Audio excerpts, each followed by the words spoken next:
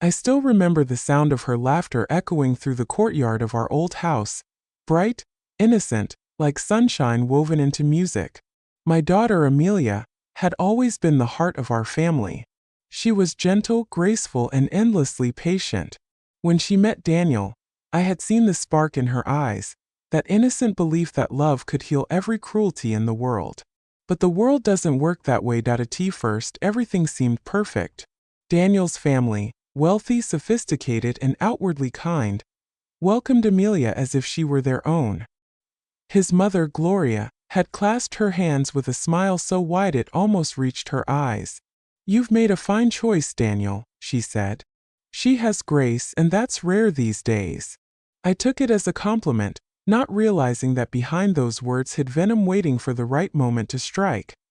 The wedding was grand, held near the lake house Daniel's family owned. I remember standing beside my brother, Ethan, as fireworks painted the night sky above the calm waters. He leaned close and whispered, "I don't trust that family, Margaret. They smile too easily." I laughed it off then. Ethan had always been protective, especially after our parents passed away. He'd served in the special forces, and life had taught him to look for danger even in places most people saw peace. Months passed after the wedding, and Amelia moved into Daniel's family estate, a sprawling mansion surrounded by manicured gardens and that same lake where she'd later meet her fate. Our calls became shorter, less frequent. She always said she was fine, too fine, almost rehearsed. I'd ask, "Are you eating well? Are they treating you right?" And she'd just smile faintly. "Yes, Mom. They're trying." That word, trying, stayed in my mind for weeks. Then one evening I received a call from her, her voice trembling as if she'd been crying for hours. "Mom," she whispered, "if something ever happens to me, don't believe them. Promise me that." I froze. "Amelia, what are you talking about? What's wrong?" But before she could answer, I heard the door creak open on her end and a sharp intake of breath. Then the line went dead. The next morning I called Daniel's number, but he didn't answer. Hours later, his mother Gloria called instead, her voice smooth but cold. "Margaret, there's been an accident. Amelia. She slipped into the lake last night." My world shattered. The phone slipped from my hands.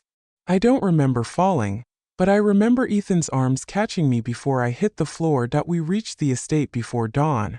The police were already there, their flashlights sweeping over the rippling surface of the lake.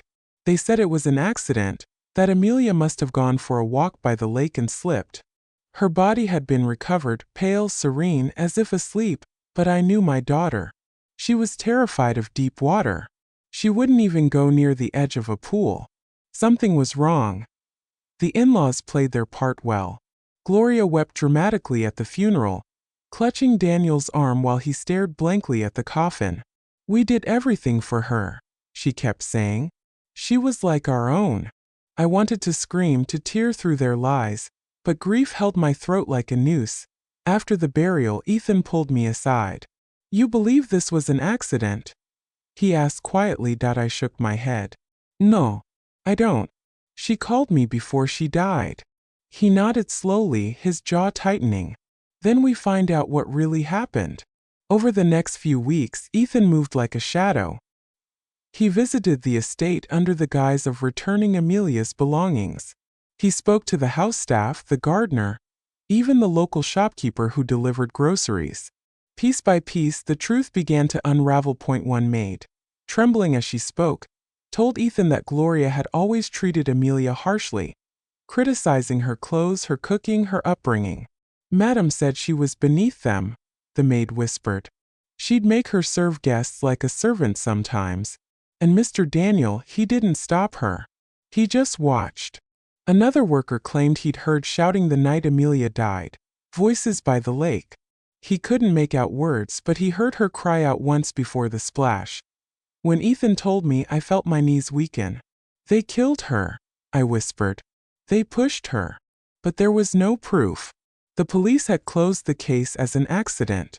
Without evidence, it was just our word against theirs. Ethan's eyes hardened. "Then we make them show their truth." He started digging deeper. He found that Daniel's family was in financial trouble. Their company was on the brink of bankruptcy.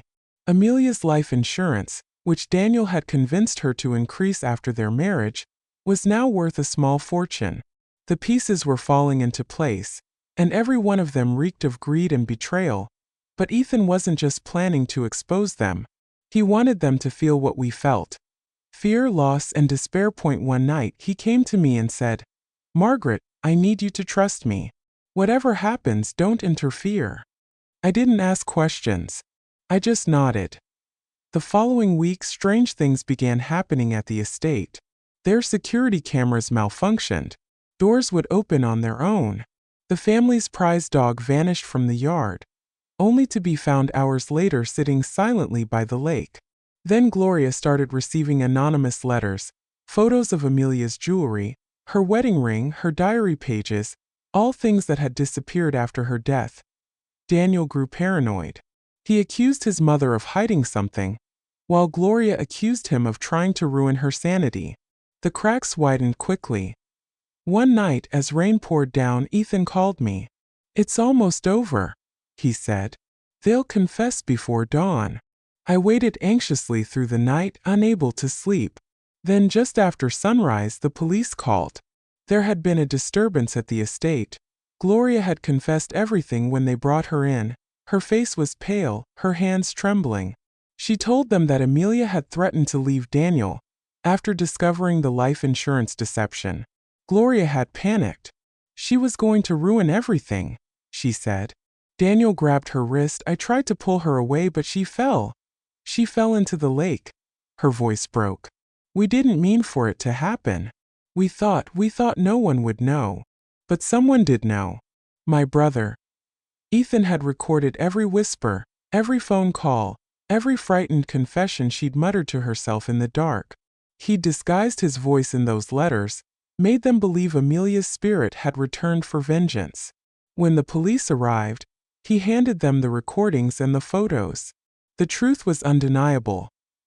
Daniel and his mother were arrested for manslaughter and insurance fraud. The estate was seized. Their once proud name was dragged through every newspaper in the city. To the sentencing, Gloria tried to meet my eyes, but I turned away.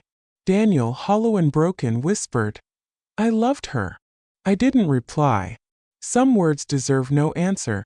After the trial, I went back to the lake, the same place where my daughter's laughter once danced with the wind.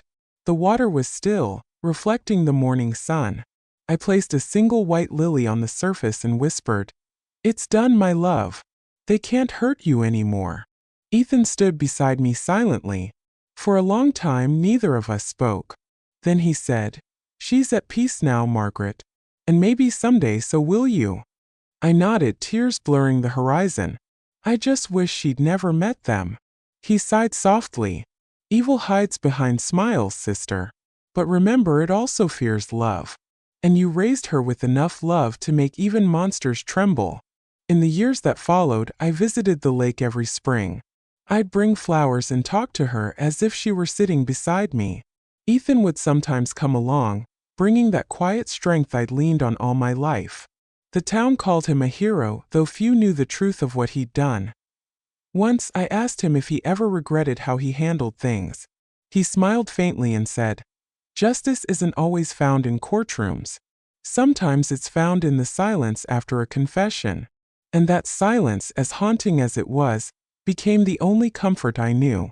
Months turned into years. The estate was sold, and the new owners renovated the place, turning it into a guest house.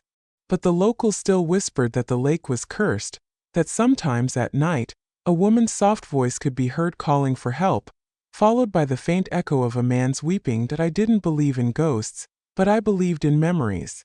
And memories are stronger than any haunting. Ethan passed away 2 years later. A sudden heart attack. At his funeral, the same song played that once echoed during Amelia's wedding. The melody of promises and beginnings.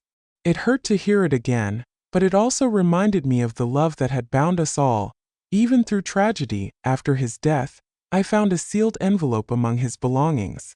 Inside was a single note written in his neat handwriting. "For the times I went too far, forgive me. For the peace I brought you, remember me. You once told me love makes us strong. You were right. Amelia's love made me fight for her, even after she was gone. I kept that letter beside Amelia's photo. Two souls bound by love and loss, now resting in peace.